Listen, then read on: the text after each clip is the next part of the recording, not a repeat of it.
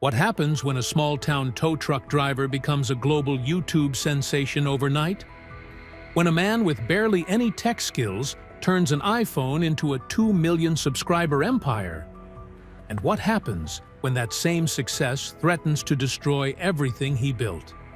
Facing felony charges that could have sent him to prison for 15 years? This is the story of Matt Wetzel and off-road recovery.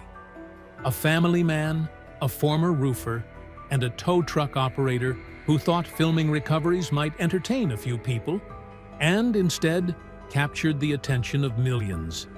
His crew became household names, his videos went viral, and his small-town business exploded under the spotlight. But fame came with a price. Legal battles, federal investigators, and the looming threat of losing it all tested Matt in ways no one could have imagined. This isn't just about Jeeps stuck in the mud. It's about resilience under pressure, authenticity under scrutiny, and the cost of building an empire in plain sight. Stay with me, because what happened to off-road recovery is a story of grit, risk, and survival that goes far beyond horsepower and sand dunes. The unlikely YouTube star picture, a guy in his mid-40s with a massive beard, a body built for hard labor, and absolutely zero experience with social media or video production. That was Matt Wetzel before the world knew his name. He was not some tech-savvy millennial who understood algorithms and engagement metrics. He was a tradesman who had spent a decade in the roofing business, 10 years as an employee, and 2 more as a co-owner of Skyline Roofing in Hurricane, Utah. He knew how to work with his hands. He knew how to solve problems. He knew how to hustle. What he did not know was that these exact skills would translate into YouTube gold. When Matt sold his stake in the roofing company and bought Red Ryder Towing, he was not thinking about content creation or building an audience. He was thinking about survival, about providing for his family, about finding a business that matched his skills and his temperament. Towing was not glamorous, but it was necessary. People got stuck. Vehicles broke down. Someone had to pull them out. Matt figured he could be that someone. Shortly after acquiring Red Ryder, he purchased Winder Towing, an established company with existing contracts and a customer base. It was smart business, buying infrastructure rather than building from scratch. What Matt did not anticipate was how the unique challenges of southern Utah would shape everything that came next. Hurricane, Utah sits at the gateway to some of the most stunning and treacherous terrain in America. Zion National Park draws millions of visitors annually. Sand Hollow State Park offers endless dunes that tourists cannot resist testing. The Red Rock Wilderness surrounding the area creates opportunities for adventure that regularly exceed the capabilities of rental vehicles and inexperienced drivers. Every weekend, people got stuck. Not just a little stuck. Catastrophically, impossibly, how did you even get there stuck? Jeeps buried to their axles in sand. Trucks hanging off cliff edges. Rental side-by-sides wedged into crevices that seemed to defy physics. And Matt was the guy they called to fix it. The idea to film these recoveries started simply enough. Matt had an iPhone. The situations were inherently dramatic. Maybe some people would find it interesting. In 2019, he launched the YouTube channel with no real expectations, no production budget, no fancy equipment, just raw footage of real recoveries in real time, edited late at night after his kids went to sleep. The format was simple, but effective. A phone call comes in describing some impossible situation. The crew loads up and drives through stunning Utah landscapes, often with Matt's dogs running alongside the vehicles. They arrive, assess the problem, and then figure out how to solve it using ingenuity, physics, and equipment that Matt often built, or modified himself. What Matt stumbled into, without fully understanding it, was a perfect formula for viral content. The recoveries themselves were inherently suspenseful. Would they succeed? Would the vehicle roll? Would the rope hold? But beyond the action, there was something else. Authenticity that could not be manufactured. Matt was not playing a character, he was genuinely himself, a problem solver who approached every situation with competence and humility. His crew, including his wife Jamie, who ran the business operations, his sons, and a rotating cast of helpers, felt like a real family because they were a real family. And then there was Ed, the characters who made it magic. Ed Robbins became the soul of Matt's off-road recovery in ways nobody anticipated. He was not a young, energetic presence designed to appeal to demographics. He was an elderly gentleman who worked at Winder Towing, delivered weather reports on the videos with folksy charm, and brought a sense of wisdom and perspective that balanced Matt's intensity. Ed was not related to the Wetzel family by blood, but he was family in every way that mattered.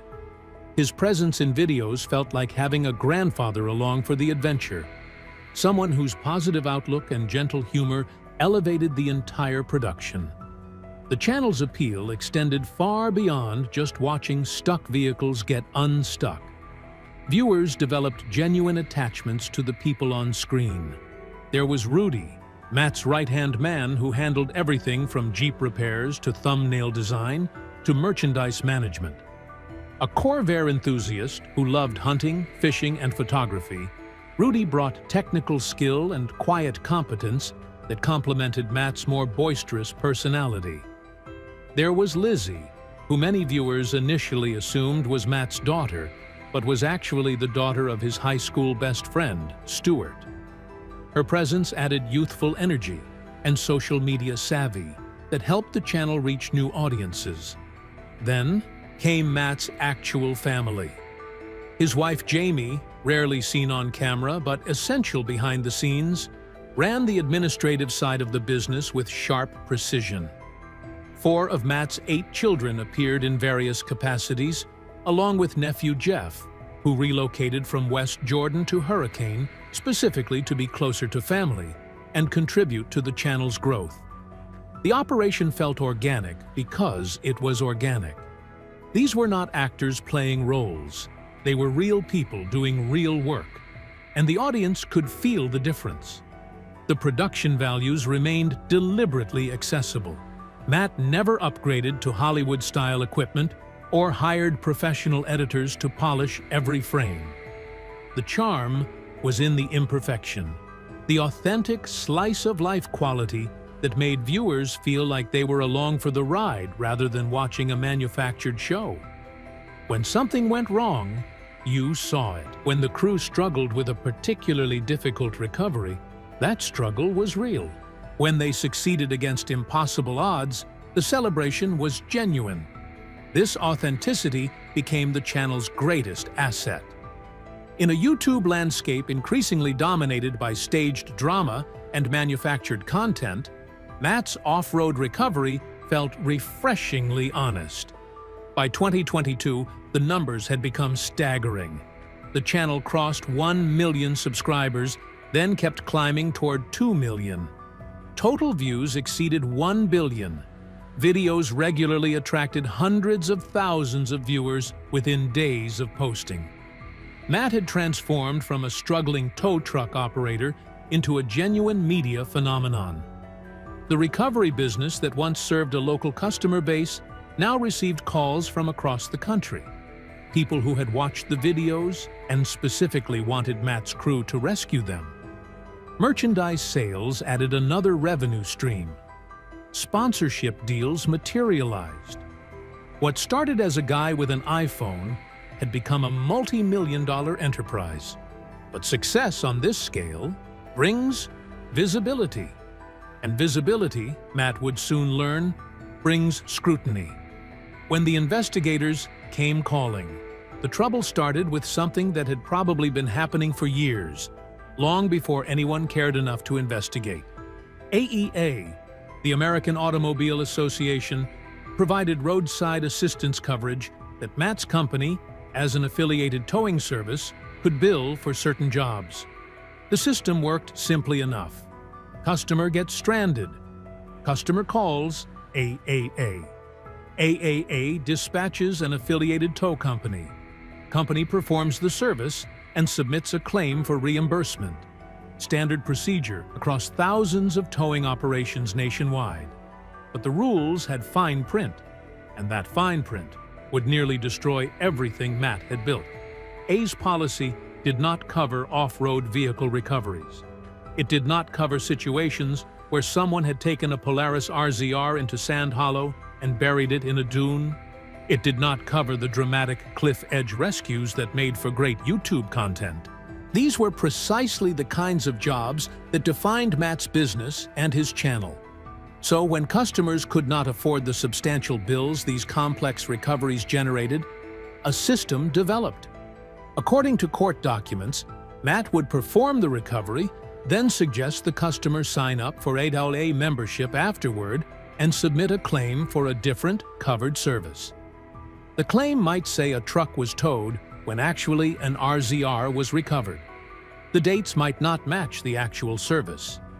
The descriptions might be creatively interpreted. In late 2021, after the Utah Insurance Fraud Division received a complaint and conducted a year-long investigation, Matt Wetzel was charged with one count of false or fraudulent insurance claim, not a misdemeanor, a second-degree felony. The charge carried a potential sentence of up to 15 years in prison and a $10,000 fine. For a family man with 8 children, a thriving business, and nearly 1 million YouTube subscribers watching, his every move, the stakes could not have been higher. The evidence was damning in its specificity. Investigators documented claims totaling over $15,000 that contained what they called known material misrepresentations.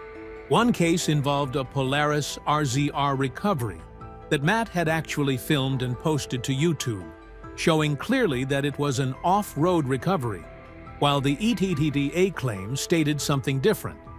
Another involved 3 claims totaling $2,800 for supposed vehicle tows to Salt Lake City, where the customer later admitted the vehicles were never actually towed.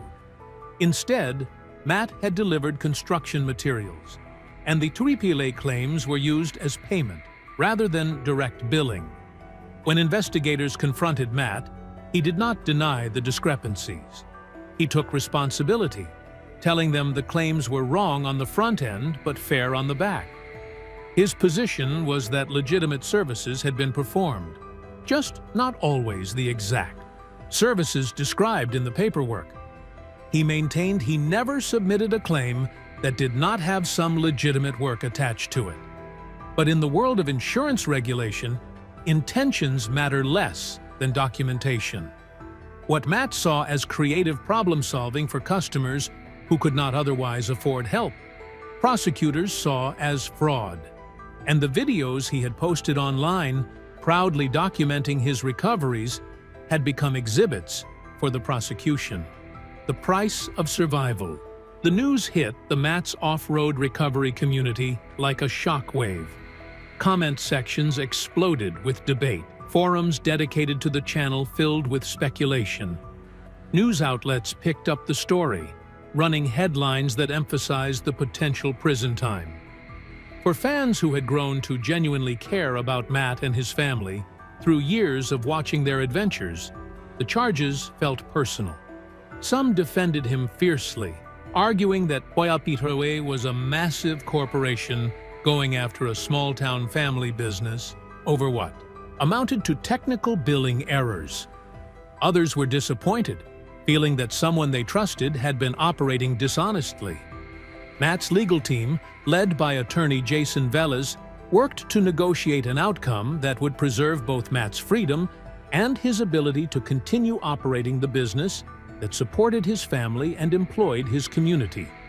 The negotiations took months while the channel continued posting content, maintaining the appearance of normalcy even as legal proceedings loomed in the background. It was a strange period for longtime viewers, watching cheerful recovery videos while knowing that their host might be facing years behind bars. In February 2022, Matt Wetzel appeared before 5th District Judge Jeffrey Wilcox and pleaded no contest to a reduced charge. The felony was dropped. Instead, he pleaded to a Class A misdemeanor for false or fraudulent insurance claim.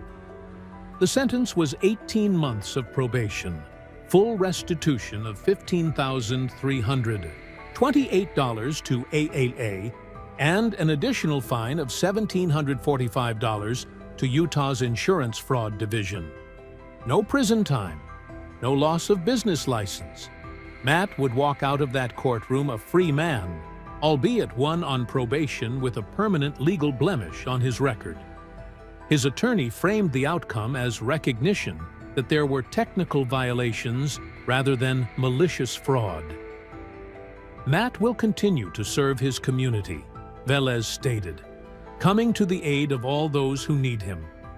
Prosecutors expressed satisfaction that justice had been served through admission of guilt and full restitution. But the damage extended beyond courtroom proceedings.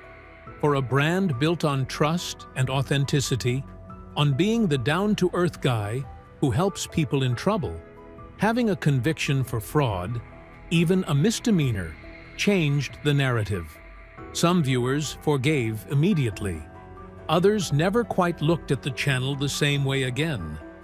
And the scrutiny that came with the investigation had lasting effects on how Matt's off-road recovery operated moving forward. The loss that changed everything. In October 2021, while the insurance investigation was still unfolding, the Matt's off-road recovery family experienced a different kind of loss, one that no legal outcome could address. Ed Robbins, the elderly gentleman whose weather reports and positive outlook had made him a beloved fixture of the channel, passed away due to health complications. He was 79 years old, and his death hit the community harder than almost anything else in the channel's history. Ed was not just a supporting character in Matt's videos.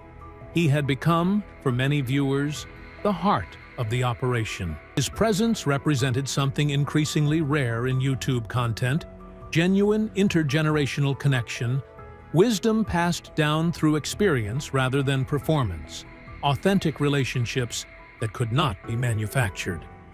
When Matt uploaded a tribute video sharing the news of Ed's passing, the response was overwhelming.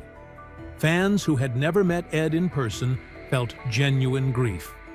Comment sections filled with stories about how his positivity had brightened difficult days, how his folksy wisdom had resonated across the screen.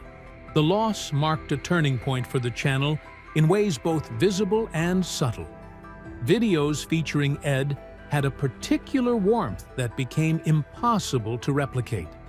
The recovery of Ed's LJ20 Jeep that had been lost in the Sierra Nevada mountains for 47 years remained one of the most emotionally resonant pieces of content the channel ever produced. The smile on Ed's face when he finally saw his restored vehicle, the culmination of months of work by the entire crew, represented everything that made Matt's off-road recovery special. That was content born from genuine love, not manufactured drama. And with Ed gone, that specific magic was gone too. Matt and his crew continued creating content through both the legal troubles and the personal loss, maintaining their posting schedule with remarkable consistency. But longtime viewers noticed changes. The tone shifted subtly. The family-centric vibe evolved as team members came and went. Rudy eventually departed, leaving a gap in the dynamic that had defined the channel's early success. New faces appeared, capable and likable, but different from the original crew that subscribers had grown to love. The channel was not declining. Subscriber counts kept climbing. Views remained strong, but something ineffable had changed: the specific chemistry that made those early years feel like watching friends rather than performers, building bigger than ever. Rather than retreating after the legal troubles and personal losses, Matt doubled down on his vision. If the early years of Matt's off-road recovery were defined by scrappy improvisation, the newer era would be defined by ambition that bordered on audacious. The heavy-duty off-road wrecker project became the clearest symbol of this evolution, a fully custom, from-scratch build designed to recover vehicles that even Matt's impressive existing fleet could not handle. Not a modification of an existing truck, but a complete fabrication using an old international cab, custom boxed frame, 2.5-ton axles, and a Chevrolet big block power plant. The build, documented across dozens of videos, became its own content category, allowing viewers to watch the creation of something genuinely unprecedented. Custom transfer case, 40-inch tires, a boom system capable of lifting and dragging heavy equipment through terrain that would destroy conventional tow trucks. The project took nearly a year and represented a level of engineering and fabrication that elevated Matt's operation from towing company with a YouTube channel to legitimate custom vehicle builder. When the completed wrecker debuted at SEMA, the premier automotive aftermarket trade show, it drew attention from industry professionals and enthusiasts alike. The Marididon off-road wrecker games emerged as another extension of Matt's expanding empire. Organized events that brought together YouTube off-road personalities to compete in challenging terrain, raising money for Utah Public Lands Alliance while generating content and building community. These were not small gatherings. They were multi-day events with substantial attendance, merchandise, and media coverage. Matt had transformed from content creator to event producer, from small business owner to community organizer on a regional scale. Charitable giving became increasingly central to the channel's identity. Over $600,000 raised for local organizations, including the Hurricane Valley Food Pantry, Shop with a Cop programs, and the development of an all-abilities park in Hurricane. The kid who grew up to become a roofer, who bought a towing company to feed his family, who stumbled into YouTube success almost by accident, was now directing substantial resources toward his community in ways that genuinely mattered. Whether this generosity was always part of Matt's character, or whether it emerged from the platform success gave him, became irrelevant. The impact was real. The controversy that would not die, success at Matt's scale, attracts criticism that never entirely fades. The insurance fraud conviction, though resolved legally, continued surfacing in discussions about the channel years later. Every new viewer who discovered the channel eventually stumbled across articles about the case, forming opinions about Matt's character that the carefully cultivated on-screen persona could not fully control. The gap between the helpful, trustworthy image presented in videos and the legal record of falsified claims created cognitive dissonance that some viewers never reconciled. More troubling was the ongoing debate about recovery safety and Matt's influence on amateur attempts. A devastating incident in which a man named Ryan Woods died during a vehicle recovery, with witnesses claiming the participants had been discussing techniques they had seen in Matt's off-road recovery videos, raised uncomfortable questions. The recovery had gone catastrophically wrong when a drop receiver hitch came through the windshield, striking Woods in front of his wife and children. While Matt's team consistently used pintle hitches and proper equipment rather than the ball hitch and drop extension that failed in this tragedy, the connection drawn by witnesses haunted the channel's reputation in certain communities. Matt addressed the tragedy publicly, promoting the victim's GoFundMe and advocating for proper training and equipment. His defenders pointed out that the techniques used in the fatal recovery were fundamentally different from anything shown in his videos, that Matt consistently emphasized safety, that thousands of people had attempted risky recoveries for generations before YouTube existed. His critics argued that popularizing recovery content without adequate safety messaging contributed to a culture where amateurs attempted dangerous operations They were not qualified to perform. The debate had no clean resolution, leaving Matt's legacy perpetually complicated by tragedy he did not directly cause, but could not fully distance himself from. The channel's comment sections became battlegrounds, where these tensions played out daily. Longtime fans defending Matt against what they saw as unfair attacks. New viewers arriving with preformed negative opinions based on news coverage. Trolls exploiting both sides for engagement. Matt himself rarely engaged directly with controversy, maintaining focus on producing content and building his businesses. Whether this reflected wisdom about not feeding negativity or avoidance of accountability depended entirely on the observer's perspective. The man who seemed so transparent in his recovery videos became notably private about anything beyond the immediate scope of getting stuck vehicles unstuck. What Matt's off-road recovery became today. Matt's off-road recovery stands as something far more complex than its humble origins suggest. Nearly 2 million subscribers, over 1 billion total views, a revenue stream estimated at hundreds of thousands of dollars annually from YouTube alone, supplemented by merchandise, sponsorships, and the actual towing business that still forms the operation's core. Matt Wetzel transformed from technology-impaired tradesman to genuine media mogul without ever losing the fundamental identity that made him successful in the first place. He still personally participates in recoveries. He still lives in Hurricane. He still prioritizes family involvement in everything the business does.